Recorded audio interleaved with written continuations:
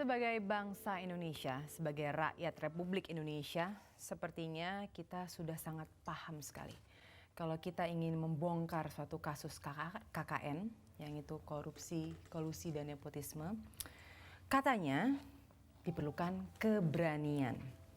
Tapi berani yang dimaksud ini bisa sangat luas, karena berani di sini berarti berani untuk mengatakan tidak pada suap. Dan juga berani mendapat teror. Karena apa?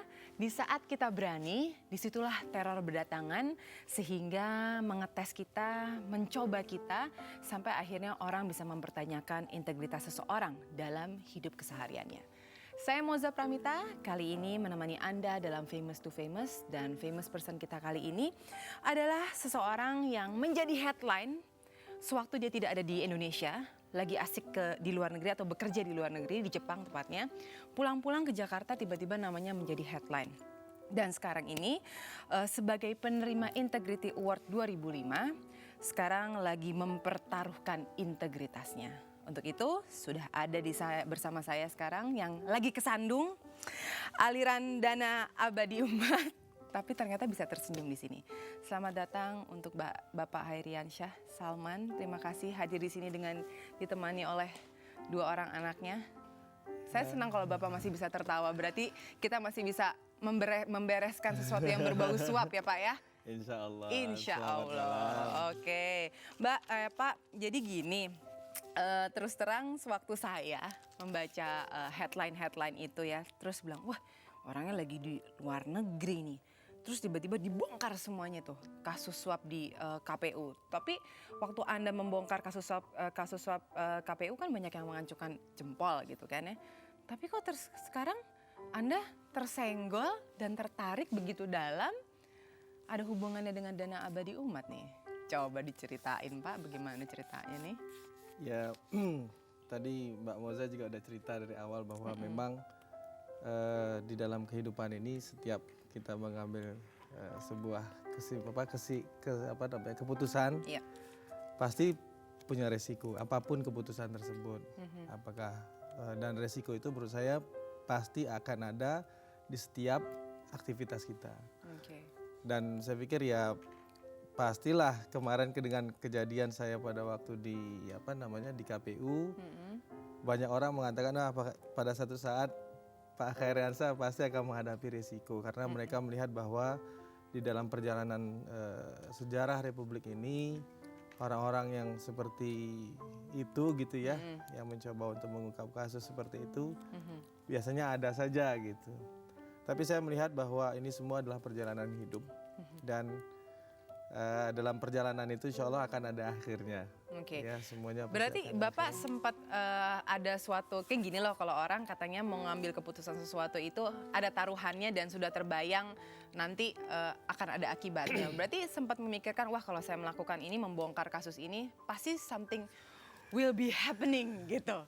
To me or to my family gitu, gimana? Iya, jadi saya perlu cerita sedikit memang keberanian itu kadang-kadang bisa karena kita berpikiran pendek gitu ya. Atau kadang-kadang juga bisa karena kita banyak gitu ya. Ada dulu pepatah kalau waktu saya masih sekolah SMA dulu tuh, itu anak-anak SMA itu kalau sendiri dia penakut.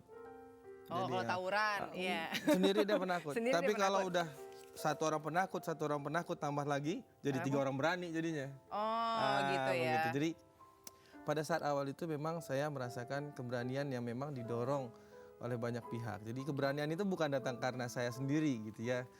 Jadi saya merasa juga ngukur-ngukur juga pada waktu itu KPK memang betul-betul backup saya, terus keluarga juga mendukung, banyak pihak yang juga mendukung. Ya dan saya merasa bahwa ya bismillah gitu ya.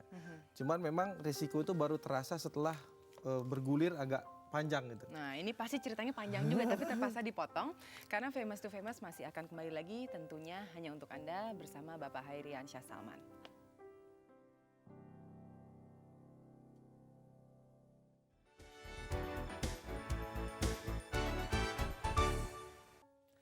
Ya, kembali bersama saya Moza Pramita. Tentunya Anda masih menyaksikan Famous to Famous dan famous person kita kali ini adalah Bapak Hairyansyah Salman.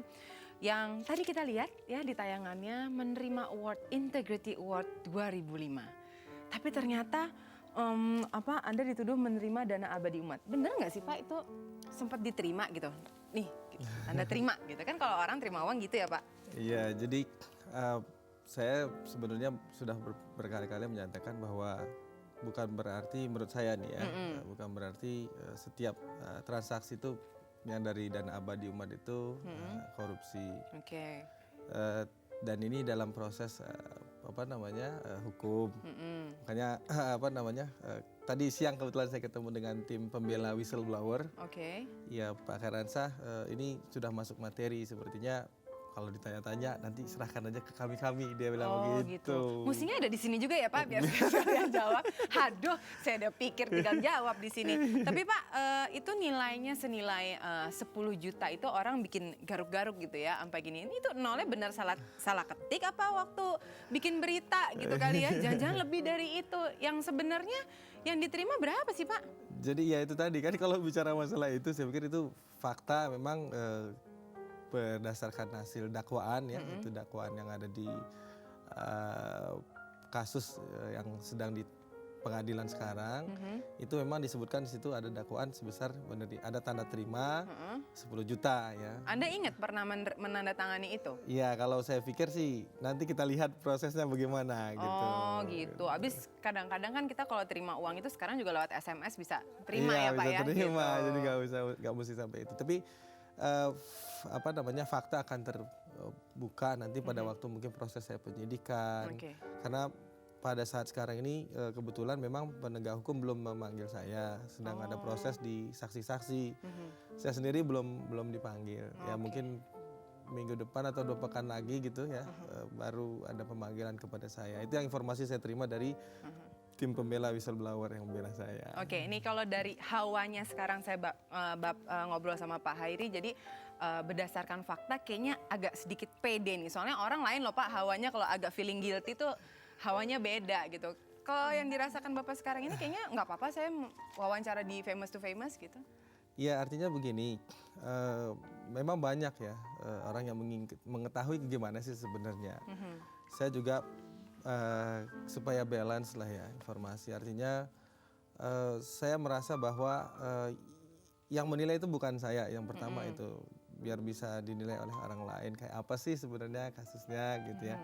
Tapi yang jelas saya berkeinginan sekali bahwa ini akan berproses baik gitu ya, sampai memang proses hukum itu memang kan dengan keinginan dengan tujuan hukum yang bisa memberikan keadilan, kemanfaatan, ya seperti itu. Tapi itu kan berarti membutuhkan waktu agak lama ya sampai fakta yang benar terbuka gitu, sampai Bapak benar-benar bisa lega. Karena selama ini mendengar berita, let's say selama 1 minggu aja gitu ya, 1 minggu aja sampai orang bisa berkesimpulan sendiri, sampai ada yang berkata Bapak mau dijumroh gitu loh. Itu reaksi Bapak begitu baca, wah saya mau ditimpukin, bukan timpuk lagi Pak, mau dijumroh Pak.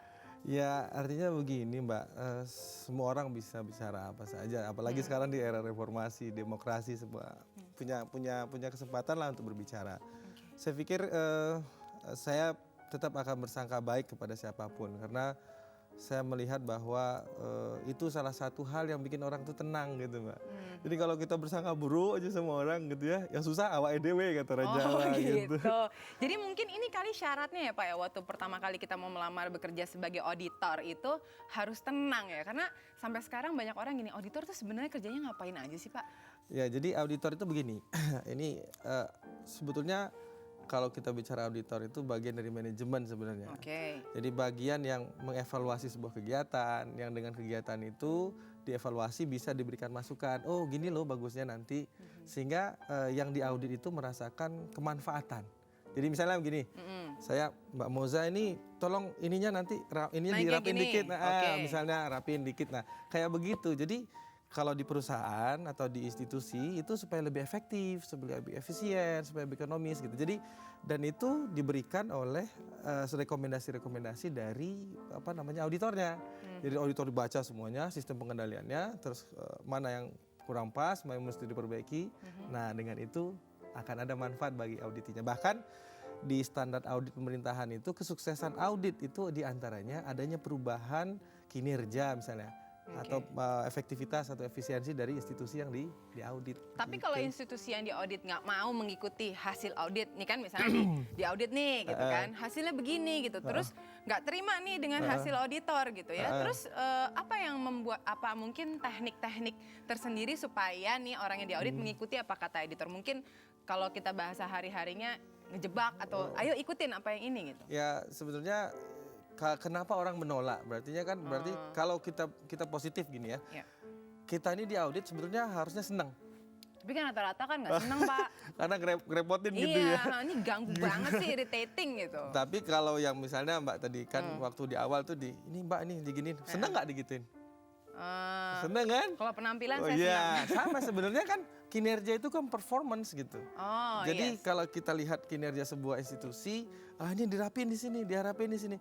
Kalau orang itu benar-benar berniat baik untuk melakukan perbaikan, itu insya Allah dia akan senang. Nah, gitu. itu kalau yang idealnya. Tapi kan sering juga ada yang orang, saya dengan begini aja bisa cari duit kok, gitu. Dan hidup saya nyaman.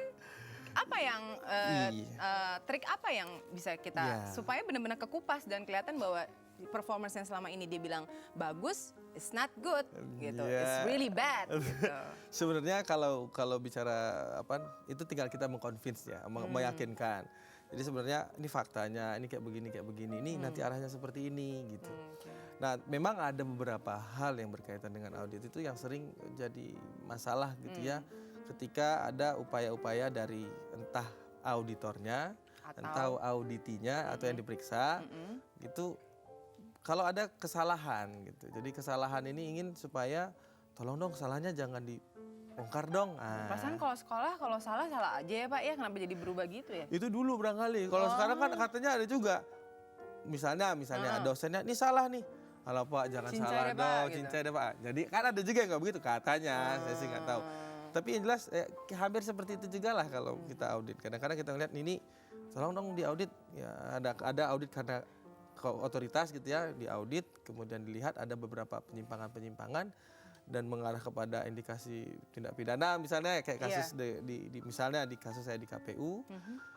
Ya seperti itu, deal itu akan terjadi seperti itu dan itu biasanya big money gitu ya. Iyalah pastinya gitu. Jadi nah itu yang sebenarnya perlu diperbaiki saya pikir, pola-pola seperti itu menjual permasalahan, berupaya untuk menutupi yang sebenarnya.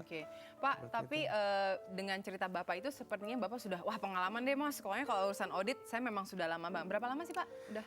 Ya, saya kebetulan sejak tahun 91 di Terus BPK. Sampai akhirnya seseorang memberikan penilaian bahwa Bapak bekerja dengan baik sampai akhirnya dikasih Integrity Award itu, terus sampai akhirnya dibalikin. Waduh, itu another story lagi ya Pak ya? Another story lagi. Itu sampai dibalikin sampai akhir Bapak? Jadi sebenarnya kenapa dibalikin sih gitu ya? Atau Integrity Award itu kayak apa gitu kayak ya? apa? Why gitu? It's so... Jadi gini, Integrity Award itu memang diberikan kepada seseorang yang dengan kreatif, inovatif, dengan ada juga keberanian karena risiko dari apa yang dilakukannya bisa mengungkap kasus korupsi yang signifikan gitu. Dan itu memberikan pengaruh yang besar gitu.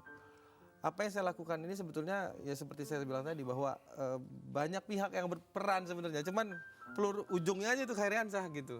Gitu ya. Biasanya emang kelihatan yang paling pentolannya iya, aja Pak. pentolannya kayak kita mau minum nih, maaf nih. Ini minum nih bismillahirrahmanirrahim. Aus ya Pak ngomong gitu. Ini yang berperan siapa gitu? Yang kelihatan siapa? Apa mulut yang minum? Enggak, kalau nggak ada tangan yang bawa itu nggak bakalan bisa masuk. Ya kan, jadi ini saya melihat semua apapun yang kita lakukan pasti kontribusi orang lain itu pasti ada. Pak, Bapak benar ya sekolahnya di STAN bukan di Fakultas Filsafat ya? Ya di STAN itu diajarin juga filsafat audit gitu.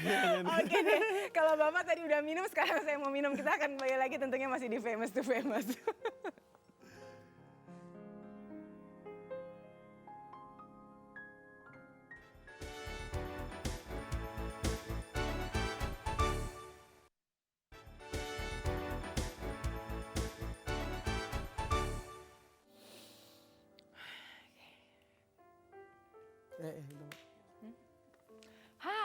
Saya keasikan mau ngobrol nih, membaca ini semuanya. Tahu nggak kenapa? Karena saya baru baca profilnya Bapak Hairi di sini. Putranya dan anak-anaknya tuh ada 6. Sementara Masih sangat muda. Menikah umur berapa, Pak? Saya menikah umur 23 kurang. 23 kurang. Oh, Kurang seminggu. Kurang seminggu. Anak paling besar usianya sekarang 11 tahun menjelang 12 tahun. putra dan putri ada? Ada. Oke. Yang paling besar itu Hafiz. Terus ada Syahid, terus ada Zain, ada Khairiah. Jadi yang pertama, kedua, ketiga itu laki-laki. Oke, akhirnya dapat Alhamdulillah dapat putri. perempuan. Paling kecil 1,5 tahun Iya, katanya tadi ya? 1,5 tahun. Baik, ini saya menanyakan tentang anak-anak karena biasanya apabila orang tuanya menjadi headline, menjadi sorotan dan dengan tulisan macam-macam yang mungkin buat kita yang baca mikir, aduh anaknya gimana ya gitu. Atau anaknya mungkin ditanyakan oleh anak-anak seusianya yang mungkin tidak mengerti permasalahannya tapi cuma tahu judulnya aja gitu. Apa pengertian yang diberikan Bapak pada? Ya, jadi sejak awal kan saya sudah menyampaikan kepada anak-anak saya dan saya juga ceritakan ya waktu itu pada waktu pulang terus di rumah dipasangin surveillance kamera gitu ya sama KPK terus Oh gitu, sampai seperti itu? Iya Bu, jadi iya Mbak. Langsung jadi ibu-ibu saya. Oke. Terus di patroli gitu polisi gitu ya. Terus dan teman-teman saya juga bilang Pak Heransa ya saudara juga jangan pergi sendiri gitu waktu itu. Jadi ya alhamdulillah ya anak-anak juga nanya Buya itu apa itu gitu ya. Oh itu ini kayak gini biar saya ceritakan lah. Jadi ya sekarang ini Buya posisinya seperti ini. Ada kasus di KPU terus ini berkaitan dengan berbagai hal. Nah, dalam bahasa anak-anak mengerti itu? Iya. Ya, terus kemarin saya tanya habis sholat kita kan, habis sholat Bang Hafiz dengar nggak cerita tentang Buya? Gitu. Iya, jadi tersangka, dituduh jadi tersangka katanya. Oh, oke. Gitu. Iya, jadi memang itu sekarang Buya, makanya Buya di Jakarta, tadinya kan Buya di Aceh gitu. Nah sekarang mau menghadapi ini, jadi didoain, terus uminya jangan dibikin susah. Caranya gimana? Ya kalau sholat nggak usah suruh berkali-kali, kalau bangun tidur jangan bangun cepat gitu, terus habis mandi jangan anduk berantakan gitu, saya bilang ya kayak gitulah. Tapi pada saat mereka mengerti posisi saya dan mereka senang kok di sekolahan kebetulan mereka nggak ada yang alhamdulillah gitu ya teman-teman mereka tuh nggak ada yang wah bapak kamu begini ya, komentarnya gitu. Biasanya soalnya anak-anak itu lebih tidak bisa menjaga pengen tahu gitu, tapi ya kebetulan juga guru-gurunya juga memahami gitu, jadi terbantu karena memang kebetulan mereka ini sekolah di SDIT Aulia, mereka itu diajarkan nilai-nilai Islam yang jangan berprasangka buruk lah gitu sama orang lain, jadi ya itu juga sangat berpengaruh sebetulnya kepada jadi anak-anak. Mungkin itu juga sebagai salah satu vitamin Bapak untuk supaya lebih ya kan, biasanya support dari keluarga nomor satu. Betul. Pak balik lagi ke cerita yang kita tahu di masyarakat gitu. Bapak juga dibilang harus bisa nih menjebak seseorang atau lembaga atau sekelompok itu yang melakukan sesuatu sampai akhirnya, nah kebukti nih. Itu menyeting jebakan itu banyak yang pengen tahu loh Pak. Udah kayak nonton film nih gitu. Waduh, ini kalau diikutin gitu. Jadi ini terus terang memang pekerjaan pertama yang pernah dilakukan oleh KPK juga. Secara teoritis memang kalau pengungkapan kasus korupsi ya, artinya meminta orang untuk melakukan sesuatu yang bertentangan dengan kewajiban dia, terus kasih duit itu hanya ada dua caranya. Semudah itu, cuma ada dua? Iya, bukan semudah itu, hanya ada dua cara. Oh, hanya ada dua cara. Yang pertama namanya surveillance, jadi orang itu diikutin terus gitu ya. Kemudian yang kedua adalah pendokumentasian fakta dan proses kejadian. Jadi istilahnya sejak awal memang banyak yang bilang ini proses penjebakan gitu ya, tetapi ya quote and quote memang di teoritisnya tuh penjebakan, entrapment, jadi surveillance and entrapment. Tetapi ketika berbicara masalah hukum lain lagi urusannya, kayak kemarin itu kan banyak perdebatan masalah itu. Nah yang ada di dalam terminologi audit investigatif dan terminologi itu adalah pendokumentasian fakta dan proses kejadian, sehingga pada waktu itu tuh ada badan khusus tersendiri tuh ya, Pak? itu KPK itulah yang berkewenangan untuk itu, bisa melakukan apa saja berkaitan dengan upaya pengungkapan kasus tadi. Nah jadi pada waktu itu ya saya kebetulan ada tawaran-tawaran seperti itu dan mengarah sekali gitu ya. Saya sampaikan, saya laporkan ke KPK, ini bagaimana. Kebetulan saya juga bisa berkomunikasi lebih dekat dengan pimpinan KPK dan kita mulailah itu. Jadi pada waktu itu alat-alat yang dipakai itu adalah brand new. Gak ada yang bisa pakai maksudnya. Jadi waktu itu Iya memang kan, di kalau KPK juga brandnya baru dia gitu tuh, ya, di KPK juga baru, kita juga ini. Jadi ada beberapa yang kurang bagus lah gitu ya, tetapi saya pikir ya kita coba jalan terus gitu. Akhirnya tapi memang berasa deg-degan gitu ya. Nih saya ikutan deg-degan soalnya kayak nonton film gitu kan, karena kalau mau jebak seseorang gitu kan, kalau di film-film gitu kan kita yang ikutan Iya. tensi tinggi jadi tegang Iya, gitu. jadi Kalau waktu itu. yang mau dijebak kira-kira pejabat tentunya kita pengen tahu, tapi nanti Pak, nanti kita tertunda dulu. Ini istilahnya kalau lagi nonton film seri yang seru lagi tertunda, mau ada iklan yang lewat gitu ya. Dan untuk Anda jangan lupa Anda bisa langsung bincang-bincang dengan Bapak Hairi di sini di nomor teleponnya 58304050. Kita akan bincang-bincang dengan Bapak Hairi tentunya di Famous to Famous.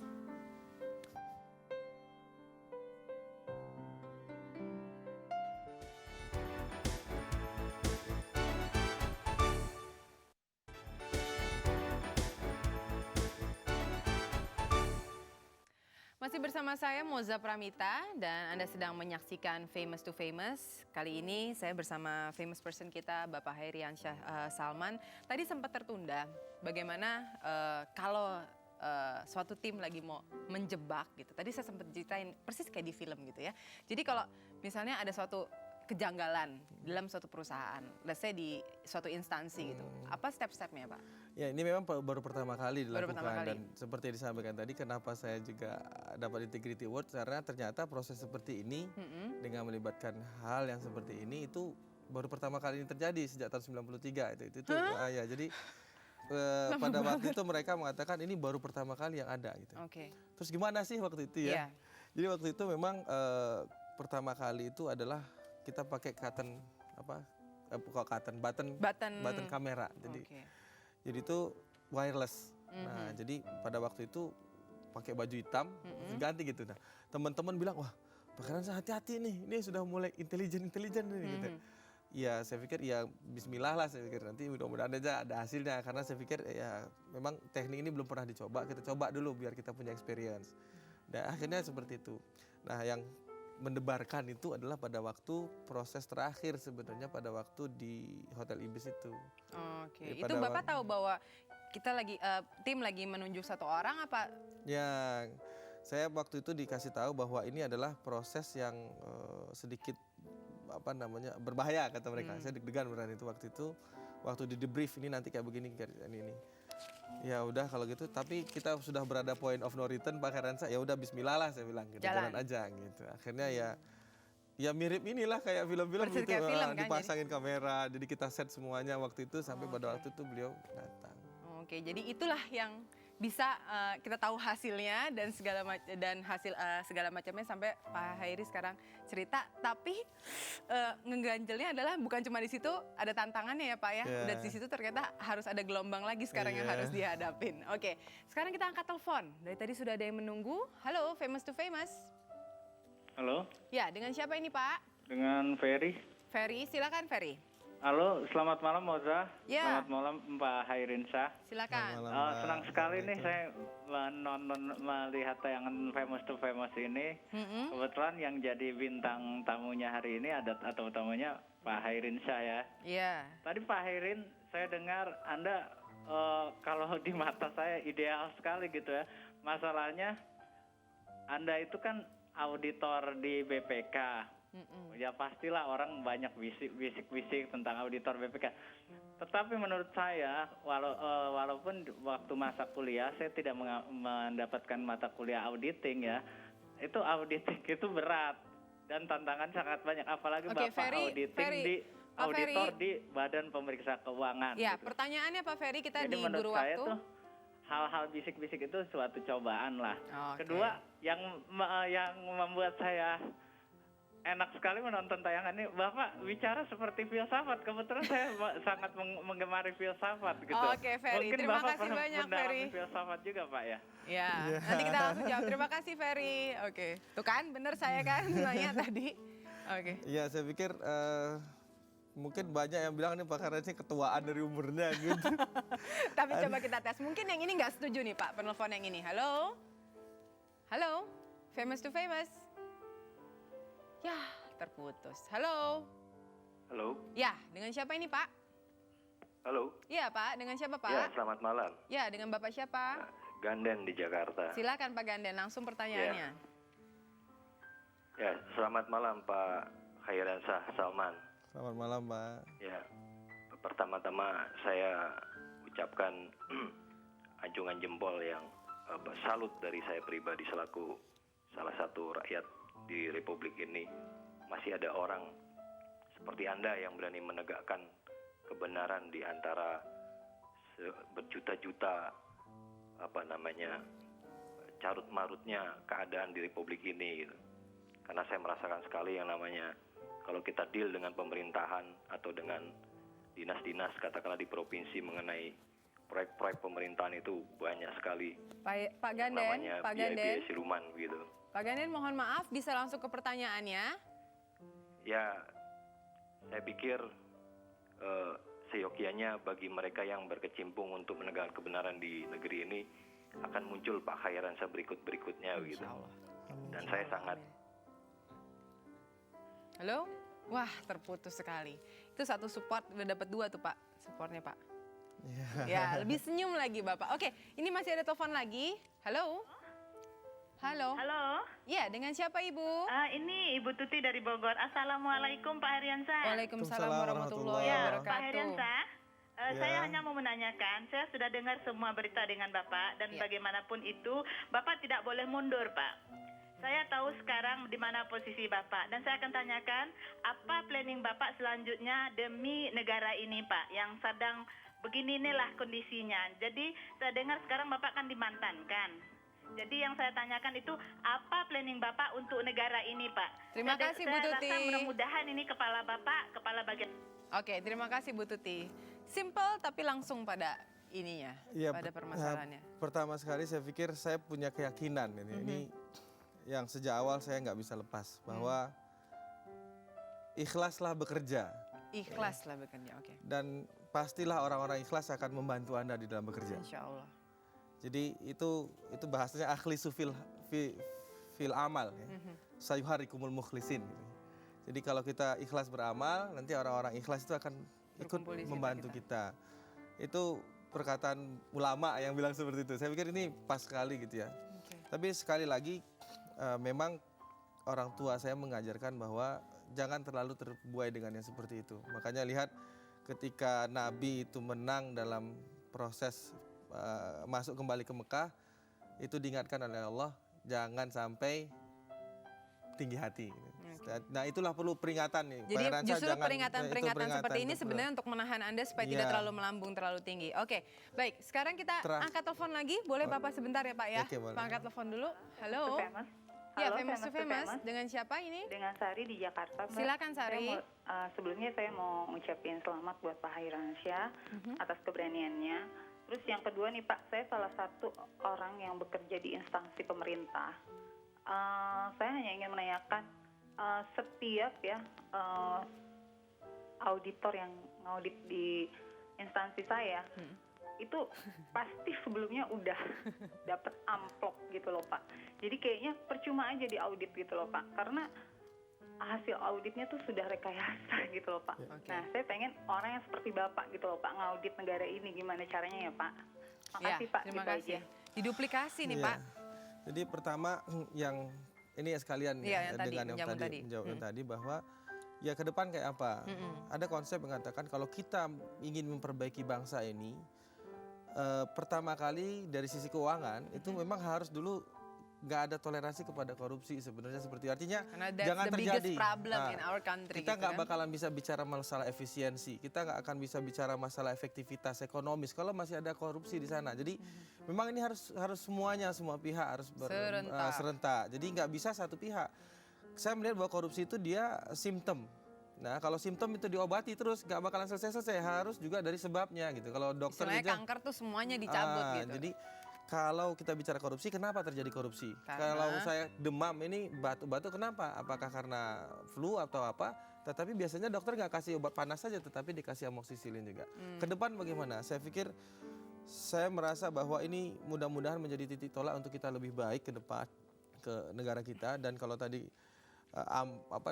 yang auditor seperti itu, saya pikir inilah banyak hal gitu ya, banyak hal yang mesti diperbaiki sebenarnya. Jadi memang kerja berat ya Pak ya. Berat, Jadi ya, kalau kerja ditanya tadi mengenai planning dan harapannya tadi yang terakhir Bu Tuti, memang satu mesti dikali lagi 1000 dan 1000 dan 1000 lagi gitu supaya kita gampang Iya. juga menghabisi si Mampus. koruptor itu dan korupsi. Dan mencegah orang tuh berbuat koruptor. Karena itu dia simptom tadi Iya, nularnya jadi cepat. jangan dipotong aja, tetapi orang Dicabut. itu diperbaiki juga Oh, gitu. oke. Jadi Bapak masih baik jangan diperbaiki. Kalau saya udah ngomongnya udah dicabut. Pak, sebentar Pak, kita angkat telepon Oke, lagi ya Pak ya. baik. Halo. Halo Famous to Famous. Halo, Ya, Famous to Famous dengan siapa ini Halo. Pak? Ya. Halo, dengan Asep dari Bandung. silakan Pak. Pak Asep dari Bandung. Iya, silakan Pak Asep. Assalamualaikum Pak Hoironsa. Waalaikumsalam warahmatullahi wabarakatuh. Ini Pak, aduh saya salut sebenarnya dengan Bapak ya. Tapi ada keraguan di saya ini ya. Pertama itu mengenai yang haji itu ya. Itu kasusnya duluan mana dengan KPU ya. Itu satu. Terus yang kedua, pengetahuan saya mengenai BPK, bukan BPK saja ya, semua pemeriksa saja, auditor ya. Seringkali memang kayak nakut-nakutin gitu ya. Kemudian juga nerima uang gitu. Oke, itu Itu yang saya amati ya. Iya. Gitu. Dari Oke. beberapa yang saya tahu. Baik Pak Asep, kita langsung jawab pertanyaannya ya. Yang pertama Yang itu. pertama, Duluan iya. mana kasus yang Kasus kejadian haji? yang dana abadi umat itu terjadi tahun 2003. 2003. Ya, kalau kasus KPU ini kan tahun 2005 ini Oke. ya. Dan memang ada beberapa pihak yang mengatakan ya kayak kemarin di salah satu stasiun TV itu mengatakan bahwa ada yang mengatakan Pak Todo Mulia bilang itu sulit mencari malaikat di tengah ini, dan kita memang bukan malaikat kata mereka seperti itu. Tapi apapun juga saya pikir fight kita untuk lebih baik ke depan, apapun yang terjadi kita harus bekerja lebih baik dari yang sebelumnya. Kemudian masalah yang terakhir tadi. Yang terakhir sudah sangat stigma banget bahwa kalau BPK apa segala ya, macam itu kayak nakut-nakutin, nakut-nakutin. Nah ini satu hal yang penting seperti itu tadi. Kenapa orang nggak mau diaudit gitu? Karena Takut duluan. udah takut duluan. Dimintain amplop di depan. Nah itu yang penting sekarang adalah merubah paradigma bahwa audit itu dia memberikan kontribusi besar. Seperti misalnya, kalau saya kenapa dia takut? Mungkin juga karena salah Iya. bisa jadi gitu ya auditinya. Nah ini Iya kesempatan benar ya dari Pak ya, kenapa auditornya. takut ya? Berarti kan ada yang salah ya Pak. Karena Betul. auditornya bisa makin menekan, Oke. apalagi yang seperti itu. Jadi saya pikir dua-duanya harus seimbang. Dua-duanya memang kalau semuanya sangka baik gitu ya, nggak susah sih hidup ini saya Oke. pikir. Aduh, mudah-mudahan nih Amin. semua sangka baiknya ini menular. Paling nggak simptomnya jadi berubahnya itu dulu ya. Berubah, Itu ya. dulu ya Pak ya. Baik, kita masih akan ngobrol-ngobrol dengan Bapak Hairi di sini dan Anda masih bisa ikutan interaktif di nomor telepon 58304050 tentunya hanya di Famous to Famous.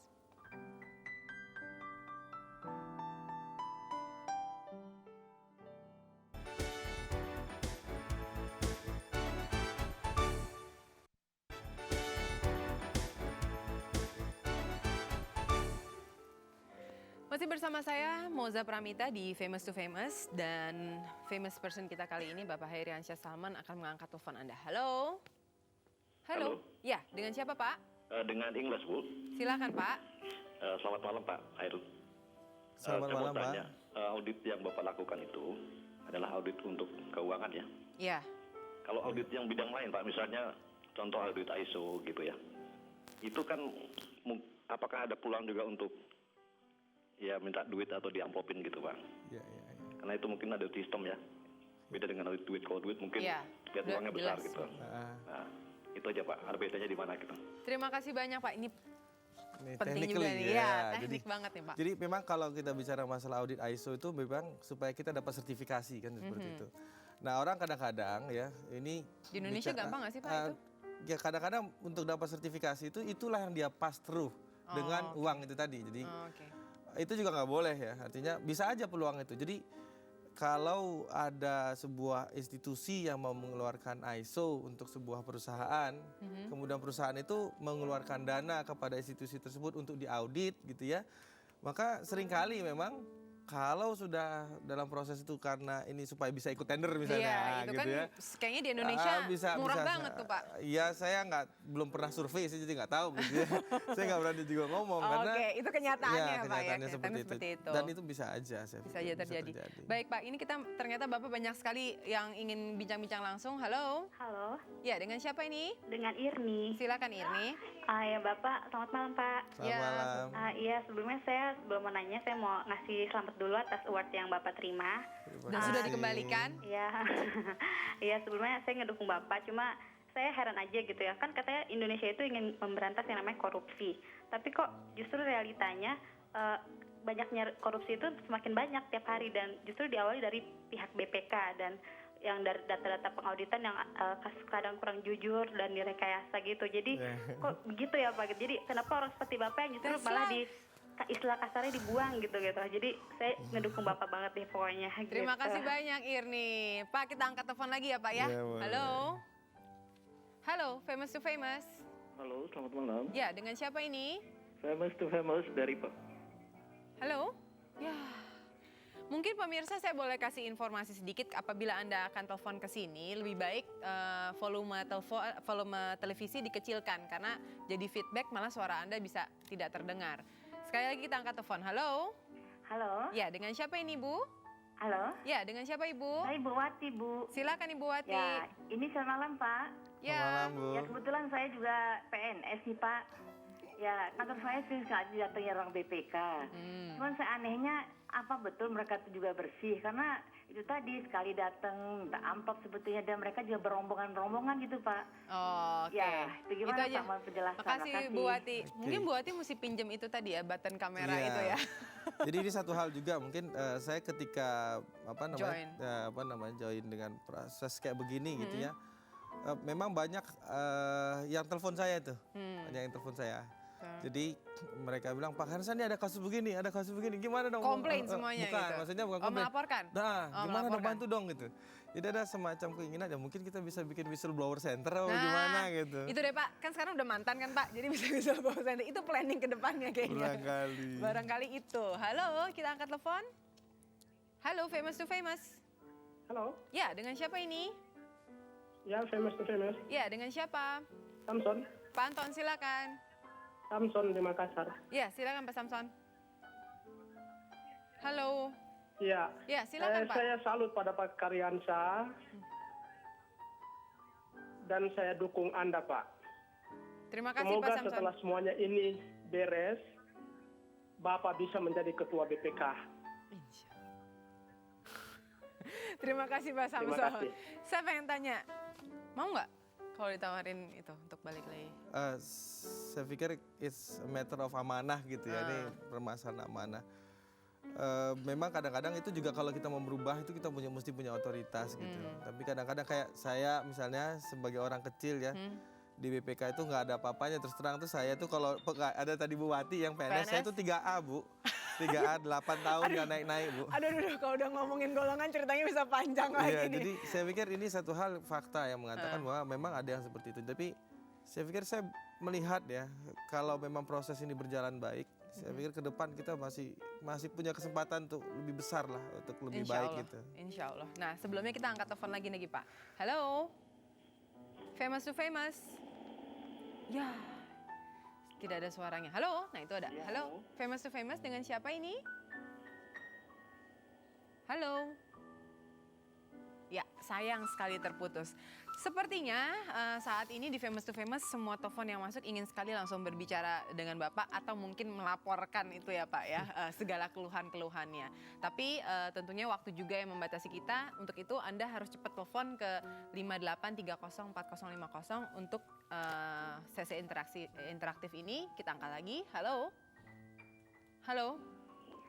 Ya. Halo, Ya, dengan siapa ini Halo? Pak? Ya, dengan siapa Pak? halo, Famous to Famous, dengan siapa Pak? Halo? halo. Ya, dengan siapa ini Pak? Ya, sayang sekali. Mungkin di sini jadi harus menjelaskan sistem juga, karena kayaknya suaranya delay gitu ya. Ada delay. Oke, baik Pak. Tadi jadi kepancing bertanya juga, mungkin yang menyaksikan juga ingin bertanya. Jadi ada planning bahwa Bapak kan memang planningnya terus fight gitu ya. Terus tadi Bapak juga tercetus gitu. Apa kita bikin aja di whistleblower center? Why not, Pak? Ya memang di beberapa negara itu ada yang namanya whistleblower center. Bahkan ada organisasi dunia namanya whistleblower center itu ya bisa dibuka di whistleblower.org. Oke. Jadi kenapa ini penting? Di dalam banyak survei gitu ya, ada PricewaterhouseCoopers itu survei economic crime. Terus ada juga Association of Certified Fraud Examiners itu juga melakukan survei. Peran dari complainant, peran dari proses pengaduan itu sangat besar sekali ditemukan adanya kecurangan-kecurangan. Jadi kalau ada pihak terlepas dari instansi pemerintah, terlepas dengan yang ada, jadi lebih independen, biasanya lebih terbuka ya Pak ya? Tapi memang kalau whistleblower itu memang mesti disembunyiin dan dia harus ada undang-undangnya supaya bisa terlindungi. Dan ini banyak yang belajar mengatakan Pak Khairansyah ini mudah-mudahan bisa ada trigger untuk undang-undang perlindungan saksi. Mudah-mudahan juga bisa ada whistleblower center. Oke. Jadi ini ada beberapa hal yang mungkin percepatan untuk ini harapan-harapan ini saya yakin sekali banyak dari penelpon yang pengen langsung menanggapi nih Pak. Coba kita angkat yang ini ya. Halo. Halo, selamat malam. Ya, dengan siapa Pak? Dengan Sukirno di Klender. Silahkan Pak Sukirno. Saya ingin mengucapkan selamat kepada Bapak Khairansyah. Surga menanti Anda, Pak. Amin ya Allah. Amin.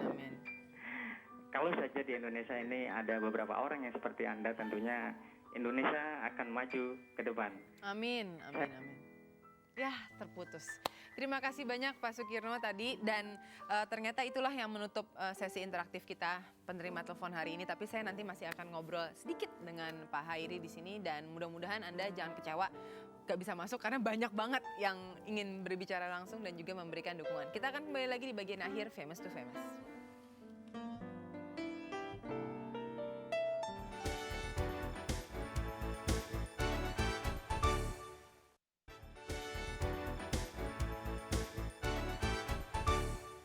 Pada bagian akhir pertemuan kita kali ini, Bapak Hairi, ada sedikit tapi bermakna yang akan disampaikan pada semua pendukung Anda mungkin. Baik, pertama memang kita akan berusaha semaksimal mungkin untuk negeri ini gitu. Artinya, dan itulah yang akan bisa kita bawa pada akhirnya untuk kita sendiri nanti di akhirat. Saya pikir apapun yang kita lakukan sepanjang bermanfaat buat orang banyak, itulah yang akan kita jadikan milik kita. Jadi bismillahirrahmanirrahim, let's do it. Mari kita laksanakan. Oke. Kalau kata Pak SBY, bersama kita bisa. Oh Insya Allah. iya, oke deh kalau gitu. Baik, terima kasih Pak Hairi dan juga Anda yang sudah menyaksikan Famous to Famous. Saya Moza Pramita dan juga segenap kru Metro TV mengucapkan terima kasih.